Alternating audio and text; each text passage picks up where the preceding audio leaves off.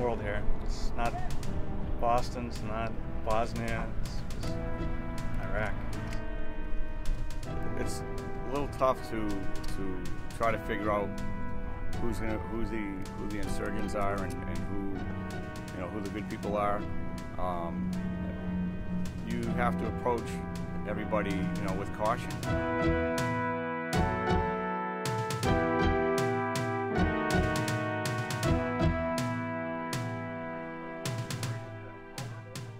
On a dusty plain in southern Iraq near the Kuwait border lies a U.S. Army base named Camp Bucca. It's guarded by the 172nd Field Artillery, a National Guard unit from New Hampshire. These soldiers man the guard towers, patrol the area around the camp, and escort convoys that supply the camp.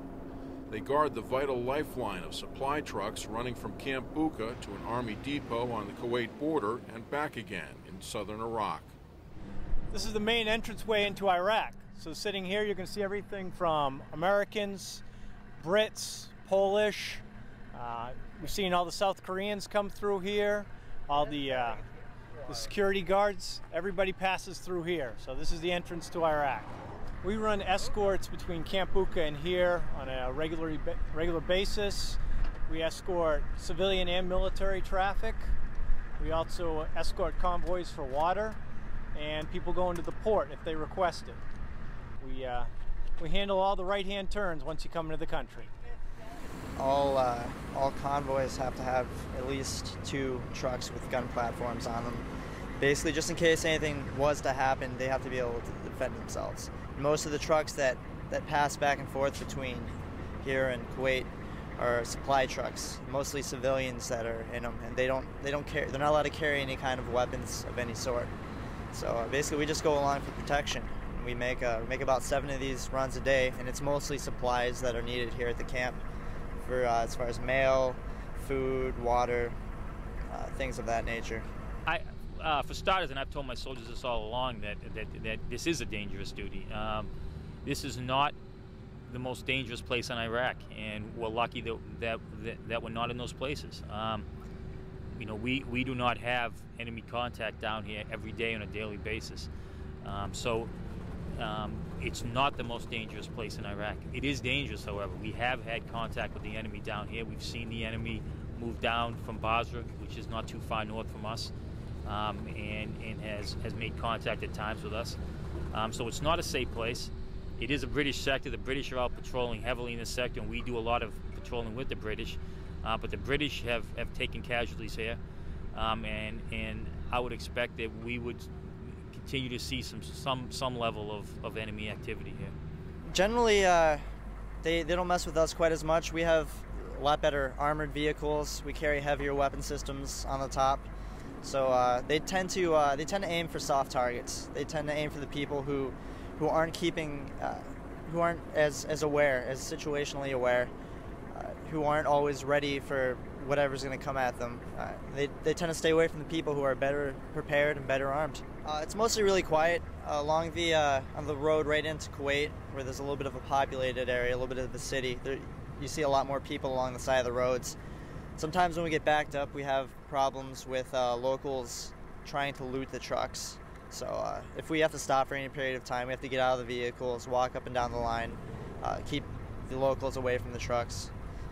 Because we've seen a few instances when it wasn't our trucks that were being robbed, but we've seen other people that weren't as keen on keeping an eye on their vehicles, and the locals would go right in, open the trucks up, start taking stuff off and running. So basically our biggest threat's just the local common criminal. Suddenly, one of the Humvees grinds to a halt. The engine has stopped running. The trucks in the convoy keep rolling as a second Humvee stops to aid the disabled vehicle. No Army vehicle ever travels alone on a road in Iraq. Escorting back from Kuwait up to our camp, and the vehicle just died. Right, we post security, and so we go ahead and post security to make sure that we just keep people away from the vehicles. If we had broken down a little further into town, we could very well have a crowd of people around us right now.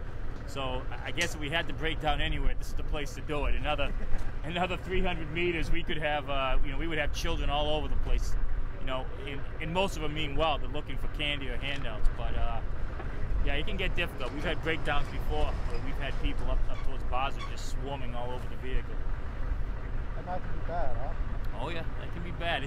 I mean, most of the kids don't mean anything bad. They like soldiers and they like the handouts that they get from the soldiers. But it's just difficult to tell the difference between who means good and who means your harm.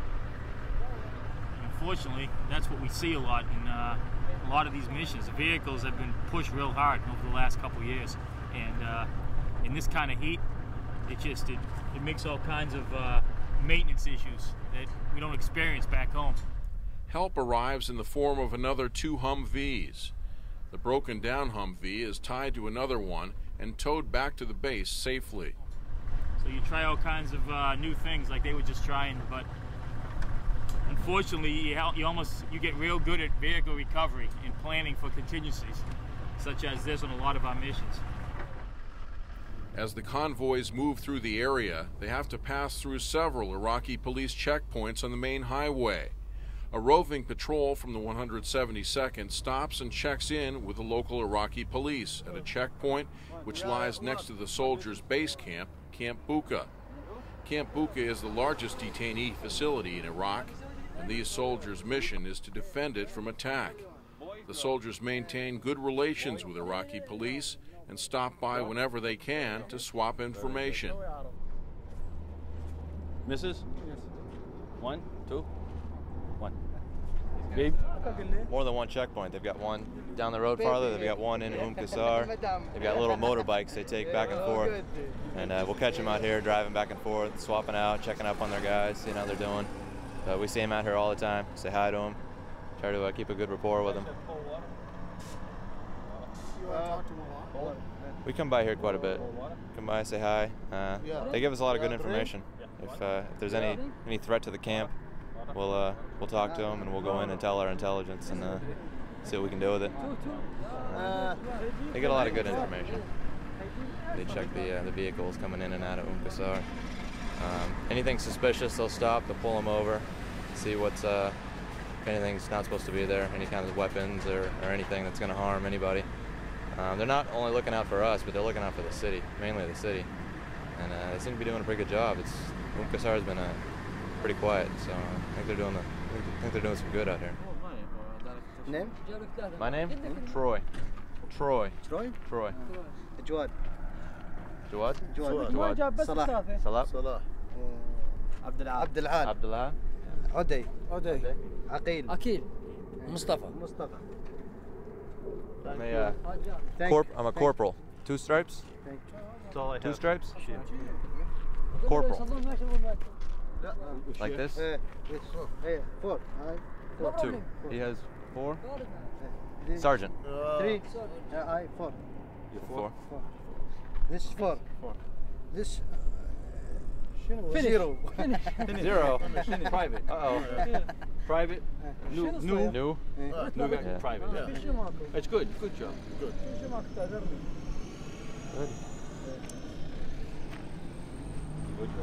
Finish. You can usually see them from a mile away. They all got the same. Pretty close. All blue shirts. That's usually what we look for if we see them out and about. They knew?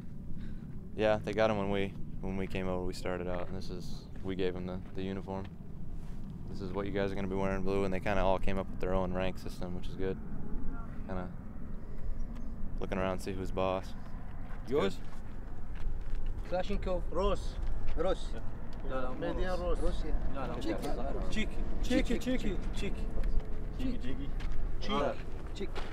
I see. Cheek. Wow, it's heavy. Good job. Feel how heavy this is.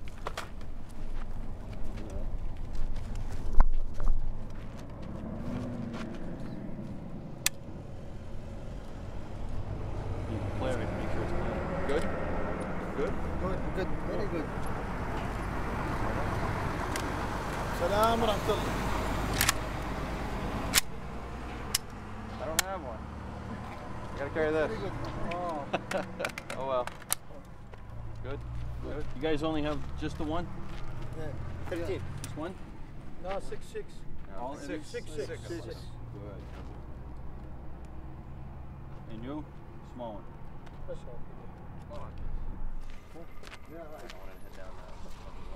All right, we're gonna go and take a look. Thank you. Thank you. Hello. Thank you. Thank you. No, thank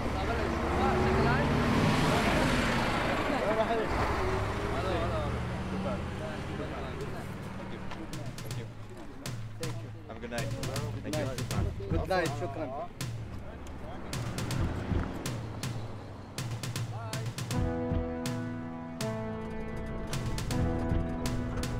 Two other Humvees from the 172nd are patrolling around the area of Camp Bucca, their base camp. Protective patrols constantly cross the area surrounding the camp, which is mostly flat, scrubby desert. We patrol here. This is part of our normal ASO patrol. We patrol here at least 3 or 4 times every shift. As the roving patrol goes through, they're checking it out to make sure that nothing has been disturbed or left by anybody other than us. It's a little tough to try to figure out who the insurgents are and who the good people are. You have to approach everybody with caution. It's when we find people out in the area, and they tell us that there's 3 or 4 people out there and we're not sure what they're doing. So we go out and figure out who they are, what they're doing.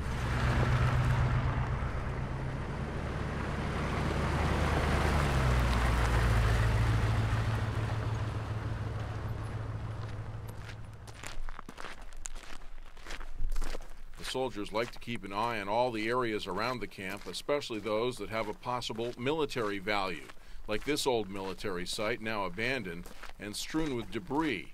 From here, the Iraqis used to fire on U.S. aircraft. We drive through all these places that we're going to daily, more than daily. This is part of our patrol. We patrol the whole perimeter of the base, and it's a continuous patrol 24 hours a day, 7 days a week.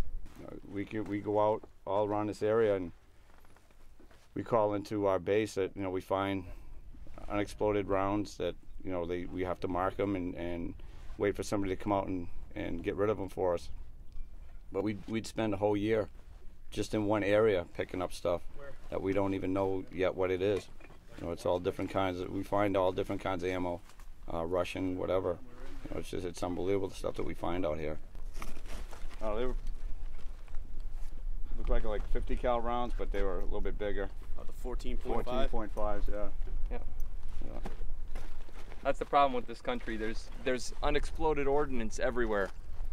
We find it everywhere we go. There's a 155 round laying over there. There's all anti-aircraft stuff. There's mortars. There's rockets. There's just so much stuff. This country's been at war for so long that there's just unexploded ordnance laying around everywhere. The kids sometimes bring it up to the gates. It's really scary. I mean, you see kids with one arm blown off, and it's because they picked up something they shouldn't have. But that's just the way it is around here. You got to kind of get used to it and make sure you look at everything before you touch it. You just don't bend over and pick anything up. You've got to make sure that you're not picking up an unexploded ordnance and going to hurt yourself or your team. And unfortunately, this is the crap that we're finding right here. The kids are picking up, selling it out on the market, just everywhere. They show us some things, and we take care of it. And then we reward them with whatever we can give them. We reward them. So, like I said, it makes my job that much easier, and hopefully their life is that much better.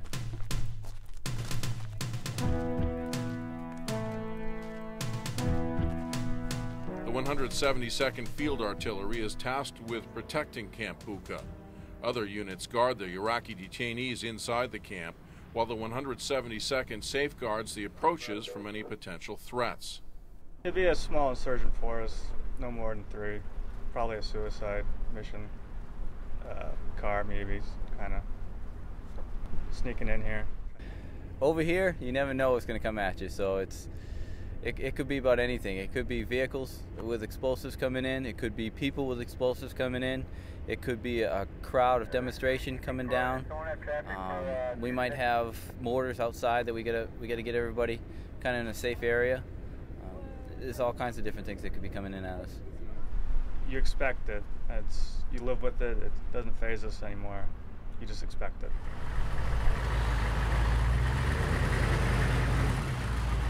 After 12 hours making roving patrols and standing watch in the guard towers, the soldiers here come back inside the air-conditioned prefabricated cabins for some rest from the desert's blazing heat.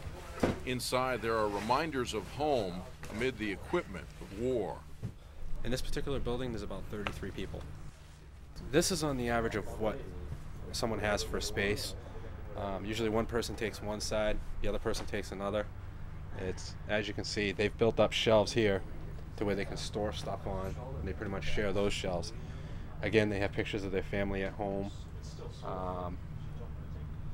pictures of newspaper clippings, and again, this is pretty much the ideal. Group of the guys playing video games. You have Special Estates. You want to say hi? Hello. Sergeant Hannon. Specialist McMahon. Corporal Austin. How you doing? Specialist Bezio. And Sergeant Voigt. How you doing? Again, this is how I relax, pretty much. One way to keep cool. Me personally, my big morale boost is when I'm able to talk to my wife personally, and that's been a big deal for a lot of the guys here, is being able to talk to people back home, being able to say, hey, hi, how you doing, or I miss you, or to their wives or kids, hey, we love you, that type of deal. That's the big morale booster. In August, the insurgents tried to attack Camp Bucca with 4 rockets, each about 3 feet long. The rockets were set up and ready to go, pointed at the American camp, when an Iraqi stumbled upon them. The attack was foiled when he reported the rockets to Iraqi police, who then told the soldiers so they could be removed. We had rockets that were located in this, that were located just north of our position. It looks like they were prepped for a possible attack. And the Iraqi police actually were notified by an Iraqi citizen who had found them and told them about it. The Iraqi police came and got our soldiers and brought us out there to defuse the situation. And we did that in working with the British. They defused these rockets. The rockets were set up in a large trash dump lying between the city of Qasr and the camp. Since then, the soldiers have stepped up patrols of the dump, looking to stop more insurgents from attacking the camp. A patrol gets ready to go out for a night mission. So we're just going to be going out there. We're going to go out, patrol around for a half hour. We're going to stop, set up an LPOP, and possibly set up, send out a couple roving patrols just to see what's out there. Okay, we got the grid. Okay, there's an unconfirmed report that there's a possible cell operating out of Qasr, so we'll be on a high state of alert. All right, so we possibly could encounter somebody. Okay. All right, we got the British. They're still out there with their tracks, Hotel 50 and 51 is the tracks, and Hotel 20 and 21 are the Land Rovers. The freaks are single channel plain text, 3720 or 51625. I will set them in. Either or? Yeah. Any questions? Yeah. 3720. 3720. I just want to make sure everybody stay alert. You all right?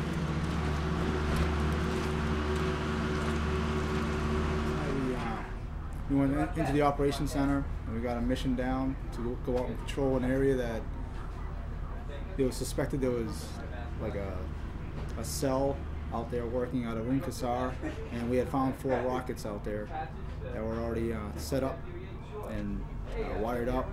So our job was to patrol the area, make sure they weren't setting anything up, and to be out there, just have a presence. It's a local dump area, so that's why there was burning. They do a lot of burning the trash around here. We always see a lot of fires going on in that area, and it's usually an area we don't patrol. We leave that for the local Iraqi police, but since they found some activity going on there, they decided to send us out every now and then just to check it out. But just there's a lot of trash and left debris around. We don't do too many of those type of patrols. We just started doing them, so usually we do mounted, but like I said, it was such a small area. that I decided to dismount and do a sweep of the area. They found 4 of them out in this area, so we're just out here doing a little sweep. Gonna do a little OPLP, listening post, outpost, just to see what's going on, just to keep our presence out here. So that's all we're doing right now, just doing dismounted, just checking out possible areas right now. So. There's a lot of things that go through your mind. You're not really thinking about stumbling onto anybody. You just want to see if anything's out there, see if any people are out there, see what they're doing. You know, you're basically looking for things, really. Any signs that people are out there trying to set anything up. Well, sometimes you stumble on the people there, or you stumble on the equipment that they've staged there, and they're going to come in later on. So you're kind of looking for all different kinds of things. You know, have they left some wires or anything laying around in any certain areas? And then sometimes you just stumble on people just out of the blue. You never know. It can be dangerous, but it's not really in your mind to think of it as a dangerous an issue such as that. It's more so an issue of our security. So we go out and do what we're expected to do and follow orders, and everything comes out okay. There are hints, signs that there's an increase in some activity here for insurgents, but that just goes back to us keeping the soldiers on their toes all the time. They probably just thought it was closer to the city so they can get away, you know, melt into the population easier than some of the other areas that are part of camp. You know, it's a pretty safe area for them, you know, because they're pretty close to the population. Well, we've had a few instances where the local people from Wooster have told us that people from the Boucher area have come down and asked if they can set up in the city, and they told our intelligence people that, yeah, these people are coming down, so, you know, watch out for them. If they didn't really want us here, then they wouldn't let us know about a lot of the things going on. And by letting us know, that makes us feel good, that knowing that, okay, they trust us enough to let us know that these, you know, people are down here setting things up. And I think, to me, it's a good thing. It's a good thing to get them out there and have them proactive. I think it's getting better here. I think that people overall appreciate us and appreciate what we're doing here and the security that we bring to this country. But we all know that there are people here that don't like us here, and that will make it difficult until the day we leave.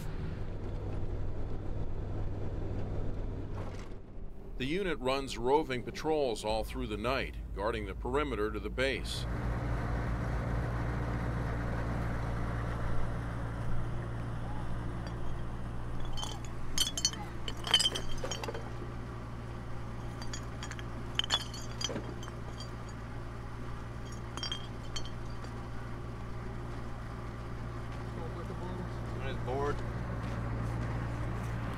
Security at the camp is a 24-hour job, with the soldiers checking the terrain. The soldiers make a point of talking to the local people and cultivating their friendship. We'll be back, Ollie. We'll be back. Baby. We'll be right back. It's a tough call right now because it's been a long time, you know, since anybody's actually come up to them and, you know, put out a hand to, you know, give them a handshake or just help them out, you know, try to, you know, if the car breaks down or whatever, to, you know, push to the side of the road or whatever. But it's going to take a while. You know, I think it's going to take a few years before they actually feel that we have done something for them, you know. And you know, like I said, the kids are easy, you know, because you see them every day. You know, you're out there every day. You know, you talk to them every day. They learn your name. You know, you learn their names. You know, and those are the ones that I think that are going to benefit out of this. You know, the older generation that's here. I think they're going to have mixed emotions for a while until they actually feel that they're comfortable and they're able to do, you know, whatever they want to do without getting harmed. You know, and I think that's what's going to take a little while. You know, and hopefully we'll win their hearts and minds of you know, the people. So, but in the meantime, you know, we'll just keep doing what we're here to do. But I think eventually we'll do it. I think we'll do it. I think we'll be good. You know, so. I think it's a mixed feelings. I think most of us do feel like we're doing a lot of good. I think that we can see the differences in the attitudes of the people since when we first arrived. What we're doing is we're actually making goodwill to, you know, and goodwill is important. Trust is the most important thing we can get from these people now. I just like to see more of it, you know, more of the goodwill stuff, the going to the schools and giving out toys to the kids and the local people that we have tea with occasionally. You know, I'd like to see more of that stuff happen and come out, because that's truly how you're going to win the hearts and minds of the Iraqis. And they just, it's taking a while. It's a feeling out process for them. They've got to understand that we're going to stay here and not just abandon them, because if they throw their support our way and we leave, then they're just going to be tortured by the same dictators that we just removed.